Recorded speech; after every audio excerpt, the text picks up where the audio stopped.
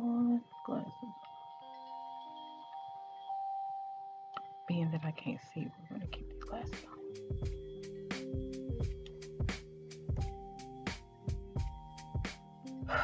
It is almost 3 o'clock in the morning on what is now Sunday, March 26th. Happy heavenly birthday to my brother Anthony.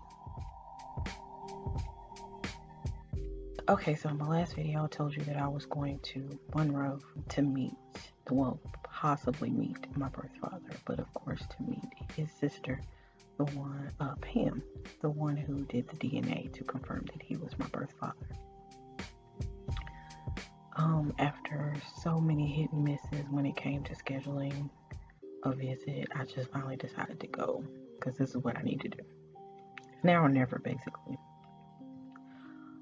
Come Friday night, I got a little nervous, like really nervous. I couldn't even sleep, to tell you the truth.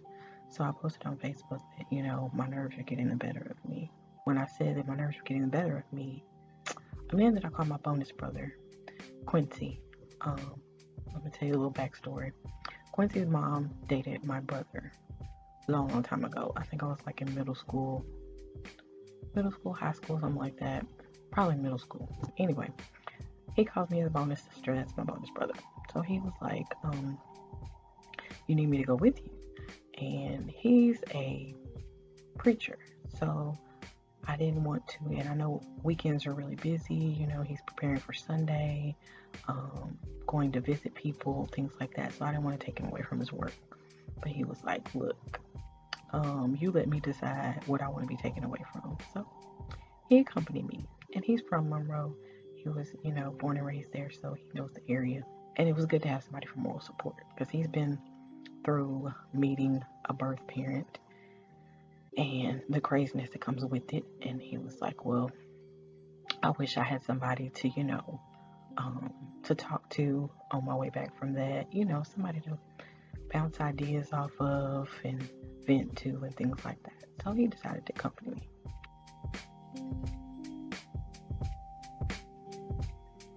I talked to my aunt throughout the week, and well, actually, like I talked to my aunt like half of the week. I finally got in touch with her and talked to her on the phone for the first time. We had messaged on Facebook, we had texted a bit, but I had never like gotten the time to call her, so I finally did.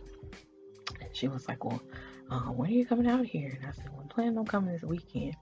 She was like, well, she had just recently moved into a house and was still settling in. She was like, you know, you can come to my house and whoever wants to meet you can come to my house. They're welcome to come to my house and stuff like that. And I'll do some lunch for you because I told her I was coming in the middle of the day.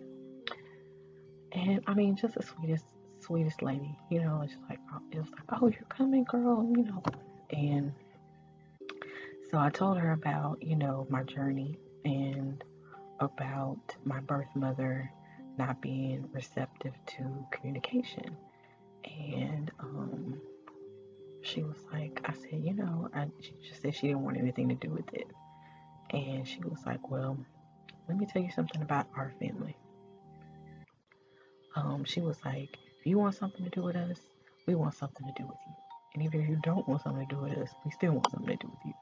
So it was kind of reassuring and made me feel all warm and fuzzy. So I felt a lot better about going there. And when Quincy said that he would accompany me, it made me feel, you know, just that much better.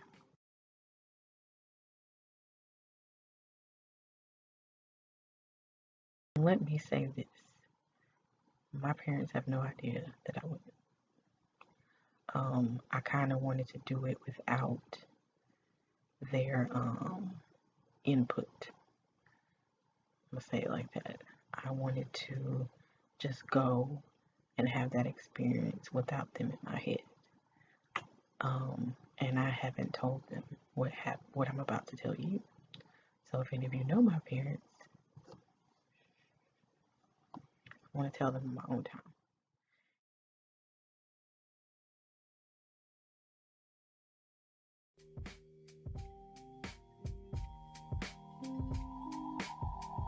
So we leave. I thought it was going to be bad weather, so I pushed back the time I was leaving, but we ended up leaving like around 11 o'clock in the morning.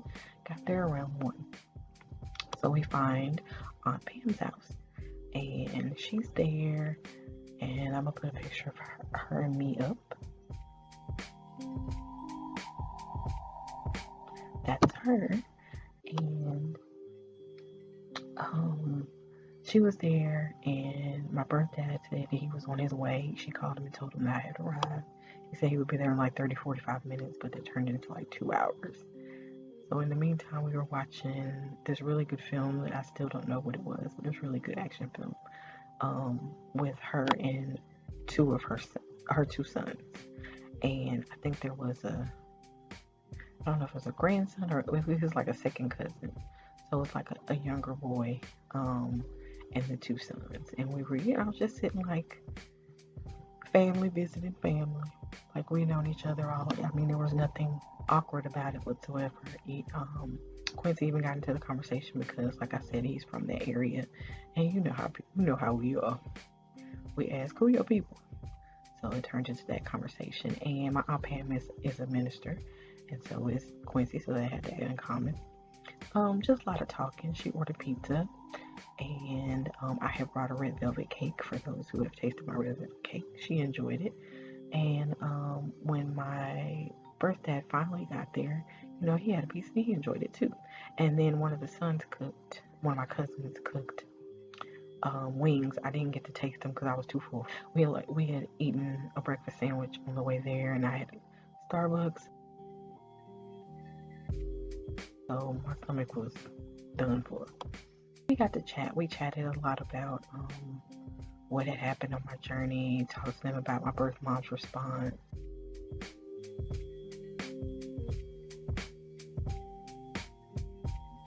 When Gary finally got there, I mean, he gave me the biggest long hug. And let me say that when each cousin saw me, they were like, yeah, she looks just like him. Yeah, she looks just like him. Oh my God, they're twins, so it was like confirmed, like, yeah, that's definitely his child. So when he got there, I guess it just confirmed, like, oh my God, they're twins.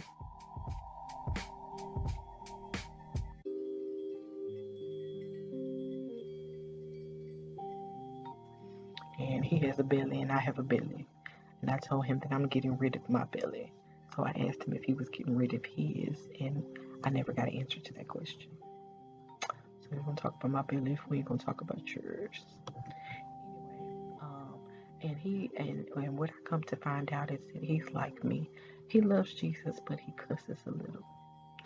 So he was cussing, and then Aunt Pam would have to tell him to watch his mouth. But we talked again about what happened between him and my birth mom, and he said that he regretted it, that things went down like that. He's carrying around a lot of guilt about their situation and how their situation led to our situation, to where he wasn't there for me to raise me and stuff like that. So, and then we talked a little bit about the other brother who lives in Monroe, who is his son, and by another woman. And I got to meet him.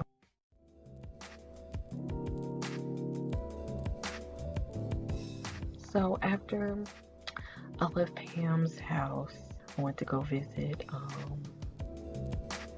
Sonny D, Pee Wee. Went to go visit him, chatted with him for a bit. We hugged like 20 times.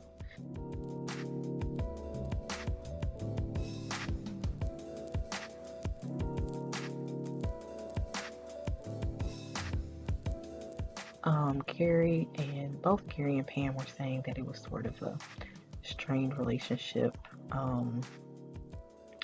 Gary's tried to reach out, but when you get to a certain age, it's like, why are you even bothering to be a parent to me now? Because I'm grown now. I really don't need anything from you.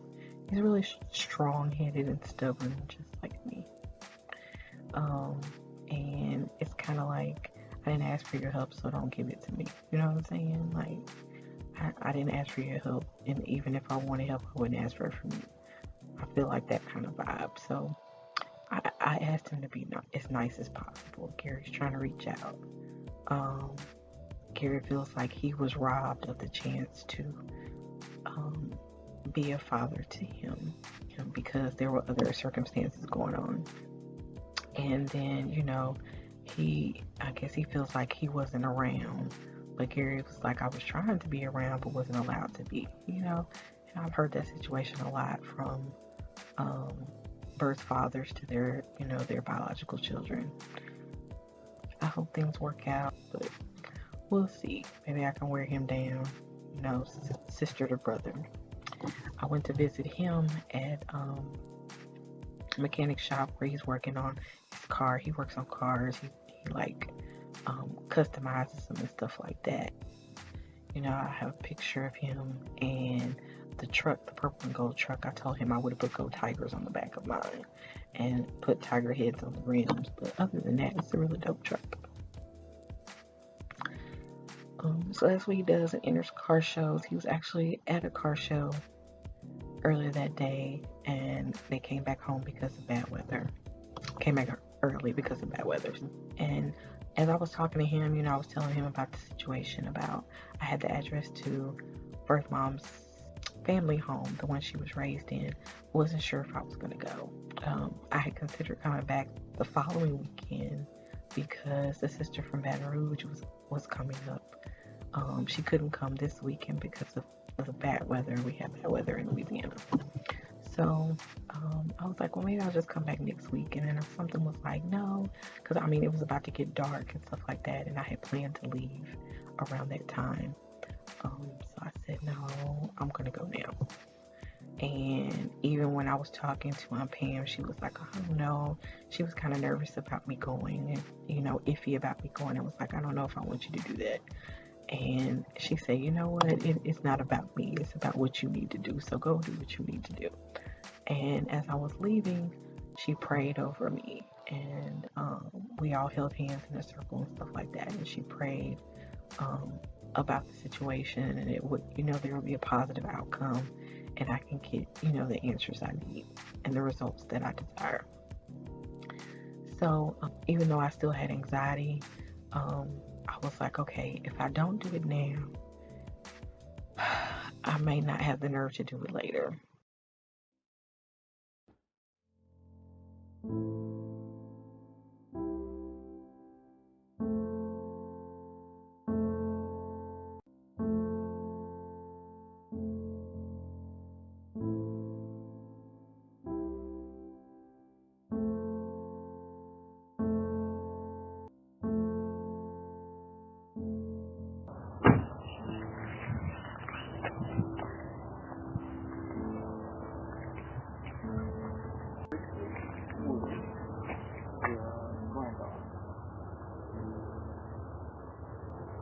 Oh, hello. Hey, how are you? Oh, okay. Well, who's your mother? Oh, Dorothy. Dorothy? Mm-hmm. He's here.